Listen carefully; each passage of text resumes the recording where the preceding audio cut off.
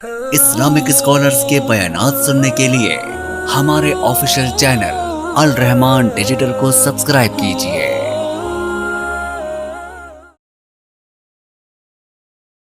وہ نہیں ہے، کوئی شک نہیں، مسلح ہے، کوئی شک نہیں، ایٹمی پاور ہے، کوئی شک نہیں، فوج بھی ہے، سپاہ بھی ہے، کوئی شک نہیں، سارا کچھ ہے۔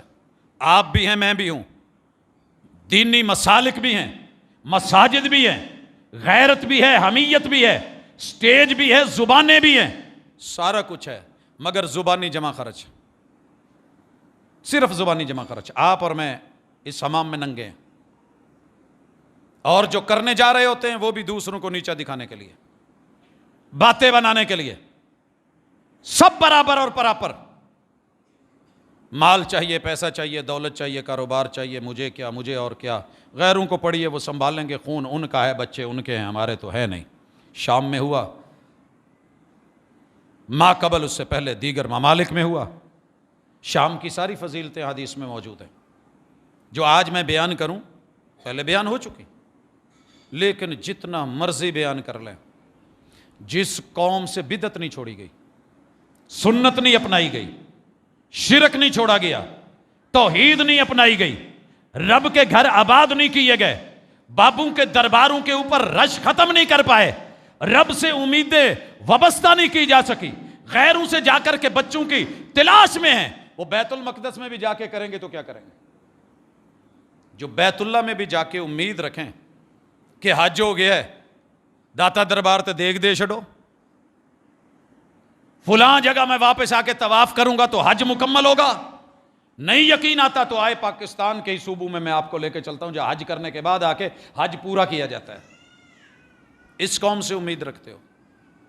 جنگ مواحد لڑا کرتا ہے، جیا مخلص کرتا ہے، وہ مخلص جس کے ہاتھ میں کھجوریں تھیں۔ بات بتا کے خون گرمانا بڑا آسان ہے، میں گرما سکتا ہوں، کہانیاں سنانا، لیکن لے کے کہاں چلوں گا؟ جب ہمیں اپنوں سے ہی واسطہ ہے، ہمیں سب سے پہلے روکنے والی اپنی پولیس ہوتی ہے، اور وہ غیر نہیں ہوتے، ہمارے بچے ہیں، ہم انہیں پڑھا کے بھیجے ہیں۔ اپنی فوج ہوتی ہے، اپنی سپاہ ہوتی ہے، وہ کوئی غیر نہیں، انہی گھروں سے گئے ہیں، کلمہ پڑھنے والے ہیں، اپنے ہیں۔ پوری امت مسلمہ کا یہی حال ہے، پوری امت مسلمہ کا۔ پھر اپنی تعلیم پہ، تربیت پہ، نصاب پہ، کتاب پہ، رب سے تعلق پہ نظر ثانی کرنے کا دعویٰ بھی۔ میں نا امید نہیں ہوں، مت کہیے کہ میں نا امید ہوں۔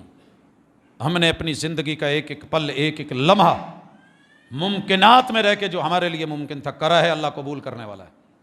آپ بھی کر رہے ہوں گے، لیکن شکوہ کس سے کیا جائے؟ آواز کس کو دی جائے؟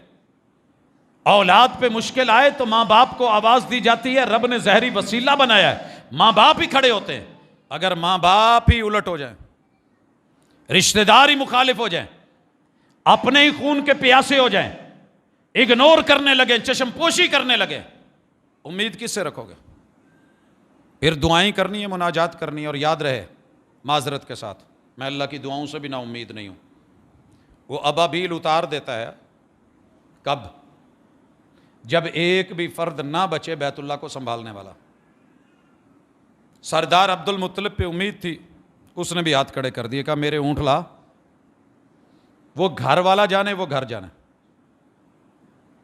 پھر اللہ نے ابابیلوں کو متحرک کیا تھا، وگرنہ رسول اللہ صلی اللہ علیہ وسلم بھی مکے میں بیٹھ کے ہاتھ اٹھاتے، اللہ آل یاسر، اللہ یاسر کی ماں جی، اللہ یاسر کی اہلیہ، اللہ یہ سمیہ، اللہ آج سلاخیں پھیر دی گئی ہیں زنیرہ کی آنکھوں میں، اللہ آج سولی پہ چڑھا دیا گیا ہے خبیب کو، اللہ آج یہ ہو گیا ہے۔ دعائیں کرتے، حالات ٹھیک ہوتے رہتے، اللہ فرشتے بھیجتا رہتا۔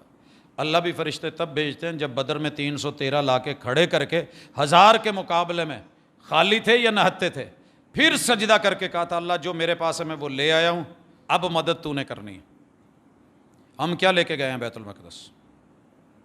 پہلے تو ہماری سوچ ہی ہے، وہ ہمارا ہے ہی نہیں، کرنا کیا ہے؟ وہ ہمارا ہے ہی نہیں، ہم نے کرنا کیا ہے؟ جب ہمارا قبلہ بیت اللہ ہے، رسول اللہ صلی اللہ علیہ وسلم پہ جب نماز فرض ہوئی تو مدینے میں 16 یا 17 مہینے میرے مصطفیٰ نے بیت المقدس کی طرف نماز منہ کر کے پڑھی ہے۔ قبلہ ہمارا ہے، اور جو لاسٹ اس کا پہلو ہے وہ بھی ہمارے پاس ہے۔ اللہ کا شکر ہے قومیں تو اس کو بھول چکی، وہ تو دیواریں گریا تک رہ گئی ہیں، وہ تو ایک جگہ کے قبضے تلک ہے۔ آپ کو جو احادیث میں بتایا گیا کہ دجال نے اترنا ہے، اللہ نے جناب عیسیٰ علیہ السلام کو بھیجنا ہے، وہ تو جسٹ اس کا دفاع کرنے کے لیے کہ حدیث میں قیامت نہیں آئے گی جب تک یہودی مار نہیں دیے جائیں گے۔ وہ تو صرف قیامت لیٹ کرنے کے چکر میں، آپ اور میں کس چکر میں کہ کم از کم طرفداری بھی گئی، کاغذات بھی گئے، رجسٹری بھی گئی، یہ ذہن بھی ختم ہو گیا کہ وہ ہمارا کچھ نہیں لگتا۔ کہاں تک کیسے کر کے جیئیں گے؟ دعا کرو اللہ سے، دعاؤں میں اثر ہے، لیکن رب ساتھ دوا بھی مانگتا ہے۔ بدر میں 3000 ایک طرف، 1000 لے کے نکلے، 300 نے ساتھ چھوڑ بھی دیا تو کیا ہوا، 700 کو لے کے میدان میں اترے تھے، شہادتیں ہوئی تھیں، رب نے جیت دی ہے، لیکن پھر جا کر کے کہیں جو ہے آگے وہ خندق کھودی گئی ہے، تیاری کی گئی ہے، محنت کی گئی ہے، لا کر کے مقابلہ کیا گیا ہے، رب سے دعا کی گئی ہے، پھر رب نے ہوائیں بھیجی ہیں، پھر خیمے اکھاڑے ہیں، پھر پوری قوموں کا اکٹھ اور اجتماع اللہ نے ملیا میٹ کرا ہے۔ یہ بات ذہن میں رکھی، نکلے ہیں، حدیبیہ صلح ایسے نہیں ہو گئی، تیار ہوئے ہیں، اللہ کے گھر کے لیے نکلے ہیں جس پہ قبضہ ہے۔ کہاں پہنچے ہیں؟ وہ حدیبیہ، راستے میں کہیں قریب نہیں، چند کلومیٹر کے فاصلے پہ۔